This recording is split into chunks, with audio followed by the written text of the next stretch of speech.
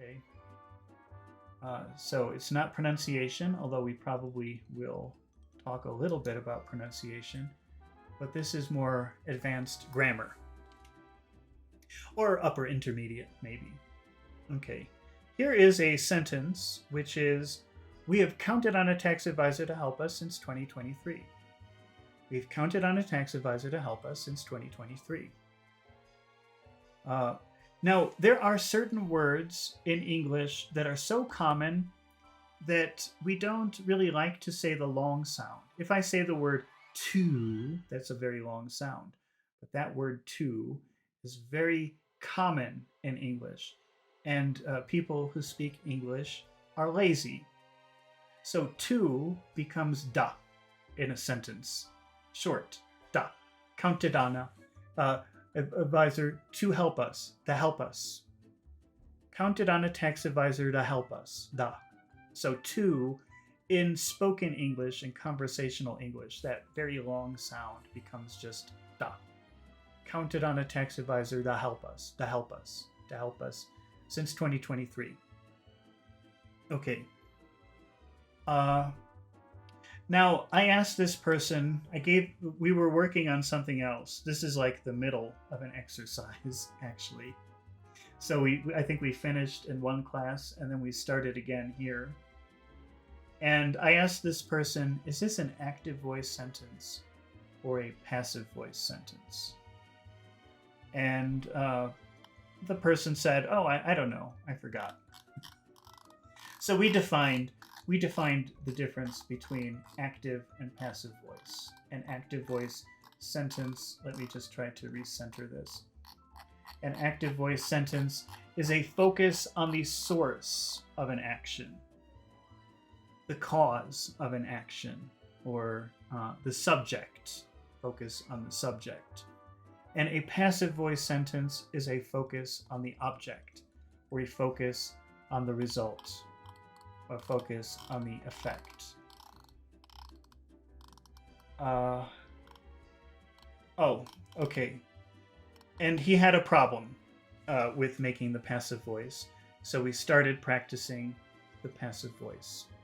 So I guess now that's what we're going to do. We're going to practice changing active voice sentences into passive voice sentences.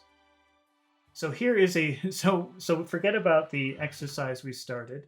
We're going to start doing passive voice. Here is a sentence. They will fix the telephone system tomorrow. They will fix the telephone system tomorrow.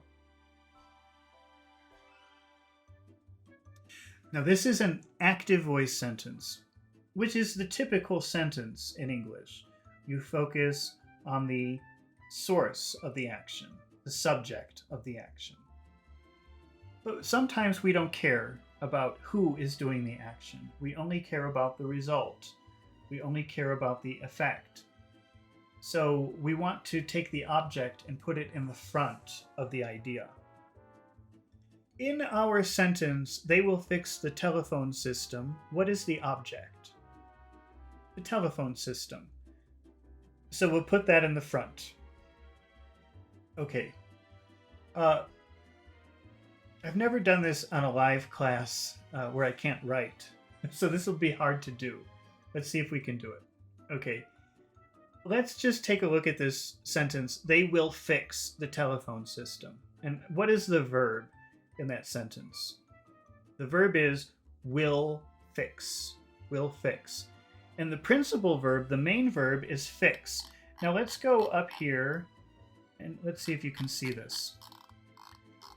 What color is the verb to fix? What color is the verb to fix? So in our sentence, they will fix. These are your options. Is fix red, green, blue, purple, or brown? Which one is it? They will fix. Is that red, green, blue, purple, or brown? It's brown. It's number 5. It's like to fix, but no to. Okay, it's not red. It's not fixes. And there's no to with it, okay? That's a very difficult thing for people to grasp. Okay, so what happens when you make a passive voice sentence? You always take the principal verb. Okay, our verb is will fix. Will tells us about the time. Fix is the principal verb. Fix is really the action. You always change the principal verb to blue. What is the blue form of fix? Fixed.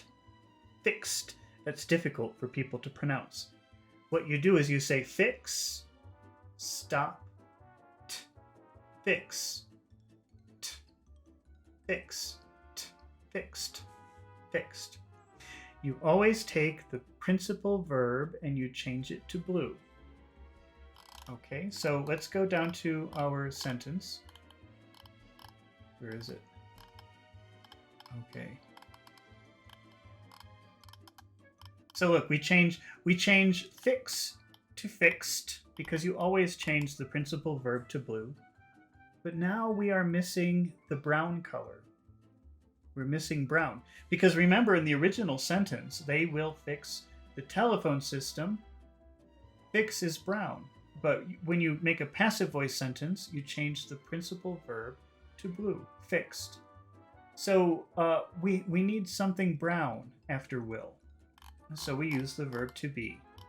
What is the brown form of the verb to be? It's be. It's be. So our passive voice sentence is the telephone system will be fixed tomorrow. Telephone system will be fixed tomorrow. Okay, I know that's hard. Well, let's try another one. Okay, we have he planned the strategy last week. He planned the strategy last week. What is the verb in that sentence, planned? Oh, well, it's planned. What color is it? Sorry, getting distracted. We planned the strategy last week. Look at the chart. What color is planned? Is it blue or is it green? Oh, it's green. It has to be green. If it were blue, it would have other things too, because blue is not a verb alone. Okay, so he planned the strategy last week. We have green planned. Okay, but what happens if you want to make a passive voice sentence? If you want to focus on the subject, if you want to focus on the object. Oh, I've been going for 2 hours. I guess I'm getting a little tired. I think we're almost finished though. So I'm going to try to fight it out, okay? Let's start over. Okay, so our sentence is he planned the strategy last week. If you want to focus on the object, what is the object in that sentence? He planned the strategy. The strategy is the object. If you want to make a passive voice sentence, if you want to focus on the object, then you take the principal verb, it's the only verb here, planned, and you must change it to blue. You always change the principal verb to blue. What is the blue form of planned? It's the same, it's planned. But now the problem is we are missing green, because in the original sentence, he planned the strategy. Planned is green. And because we're making it passive, we change planned to blue. We're missing green, and we use the verb to be to take its place. What is the green form of the verb to be? In this case, it will be was. The strategy was planned last week. The strategy was planned last week. Let's try another sentence. Let's make another passive voice sentence. We will train the new employees in the meeting room. We will train the new employees in the meeting room. Okay, this is an active voice sentence. What is the object of this sentence? The new employees. Okay, let's change it to passive. Let's focus on the new employees. Okay, so we'll start with the new employees, and now we have to make some changes. So what is the verb in the sentence? We will train the new employees in the meeting room. What is the verb in that sentence? Will train. Will just tells us about the time. Will just helps us to understand the time.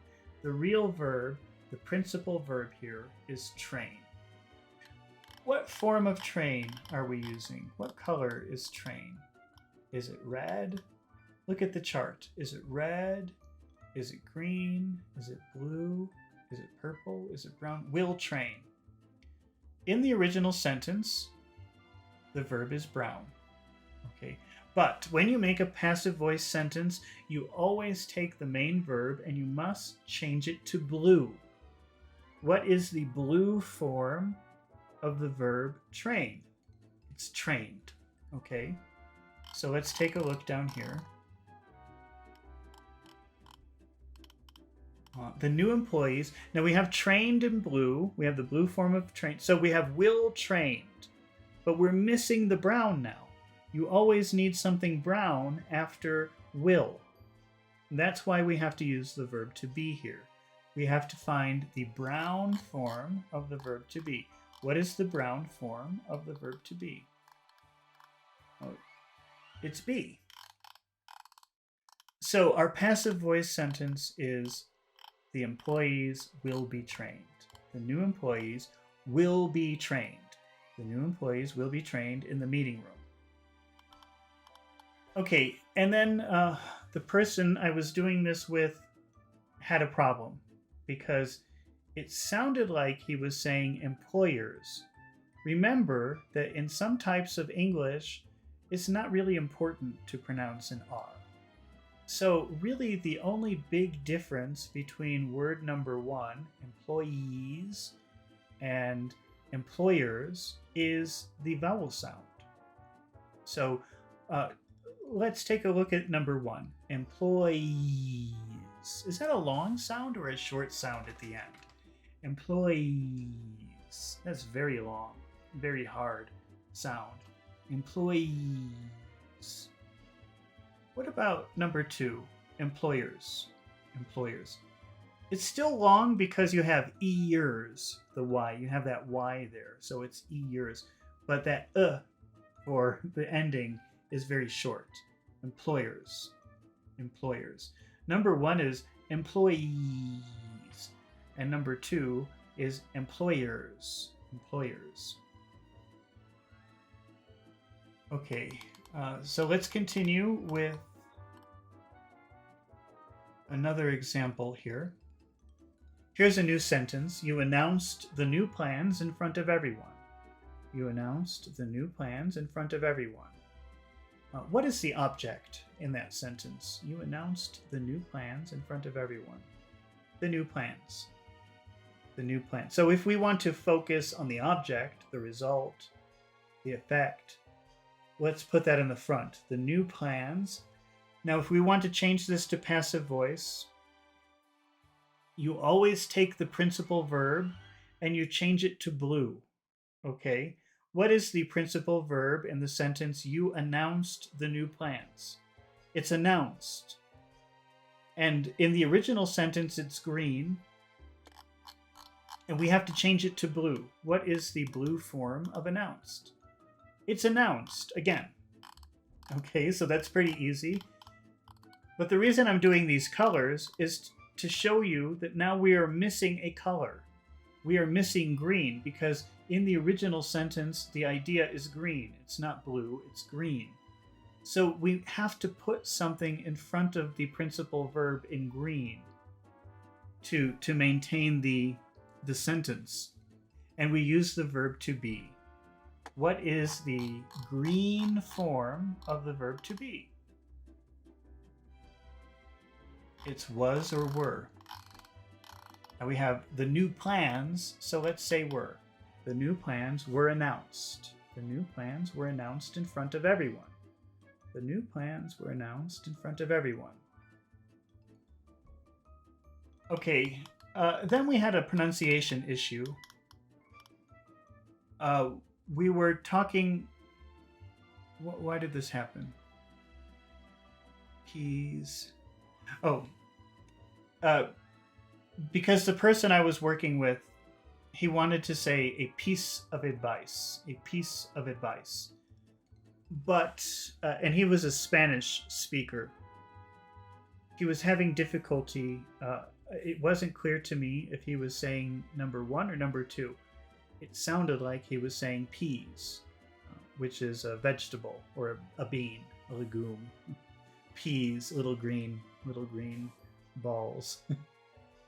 But it sounded like he was saying bees. Now, there are two differences between the word peace and bees, but let's focus on the beginning of the sound.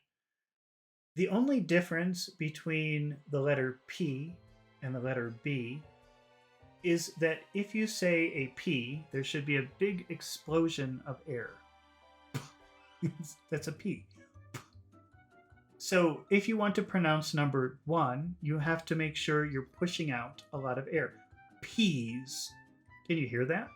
Peas. That's number one.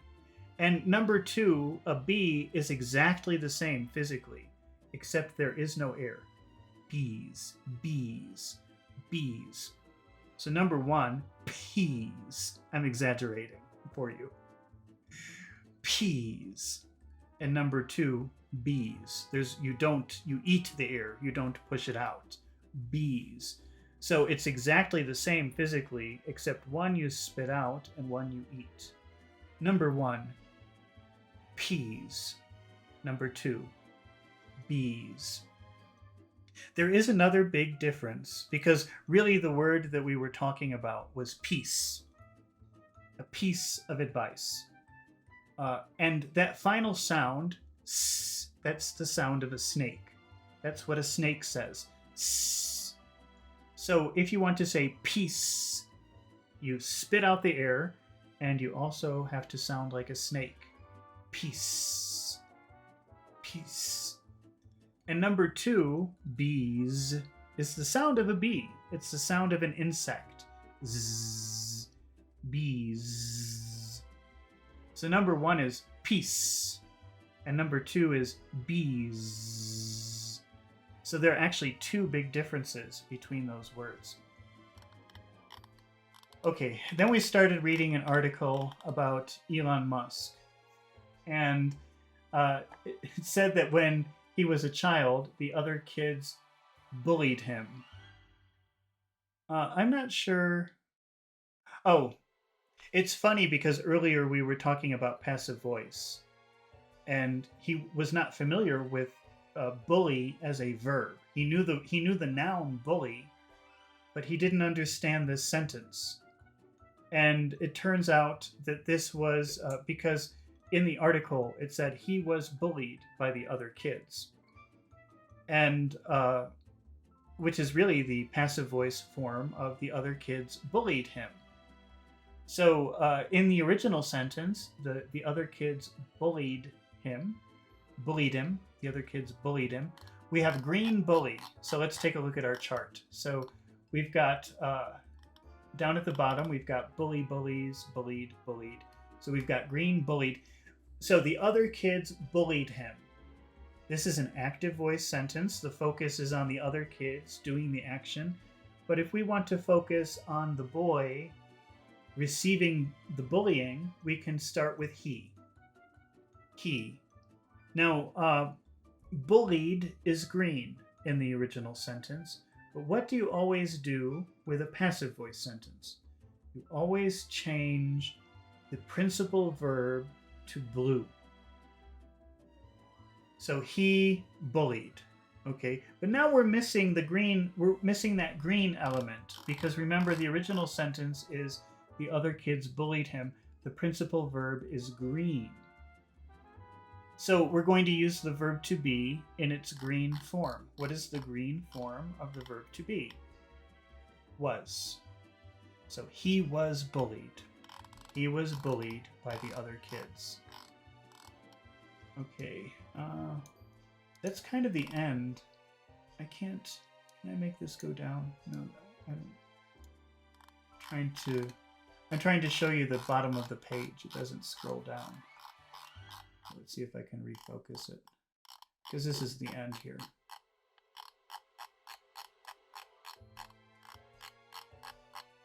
Oh.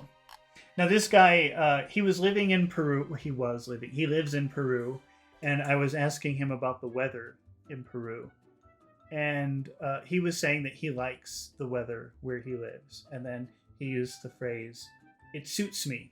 The weather suits me." So I just thought that I would mention that. In the article, I don't remember where in the article it said this, but it said a great deal of something. I don't remember what that meant. But I asked this student, I said, what does that mean? A great deal of. And he said, oh, that's if you receive a good discount. You receive a good deal, which is true. A great deal could mean you saving money, maybe. But this is a great deal of. And it's a very common phrase. And this is a pretty advanced guy. He didn't know this, so maybe you don't know this. But a great deal of plus a noun could mean a lot of. I think it has to be, mostly you use it with uncountable nouns, I think. So let's just take a look. We've got buying a new car costs a great deal of money. That just means a lot of money. Buying a new car costs a lot of money. There was a great deal of talk about the new employee.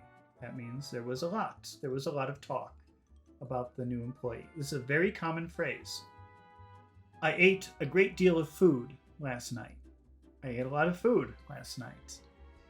That's all it means. Then we had the word harsh.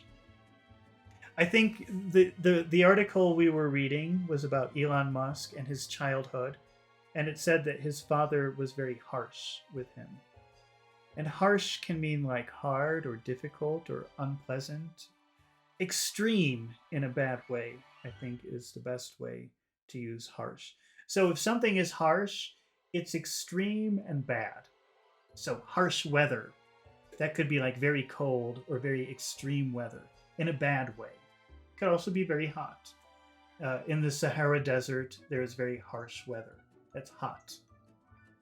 In Alaska, there's very harsh weather. That's extreme cold. So this word harsh means bad or extreme. He was in Peru, so the example that we used was living in the Andes can be a harsh life, a difficult life, an extreme life. And then finally, we had a pronunciation issue with the word however. And again, I can't stress to you enough how important the vowel sounds are. And if you're having pronunciation problems and you can manage to fix your vowel issues, your pronunciation will improve by millions. It really will. Because it's usually where all the problems are. So let's just take a look at all of these long sounds. However, it's mostly vowel sounds, that word. However. However. However. However. However. However. However. However. All right. Well, that's the end of the class for today. Thank you, everybody who stayed until the end. And I hope that I will see you again soon. Okay? I'll see you when I make another list of things for my class. I'll do another one. Okay. Thank you. Bye-bye.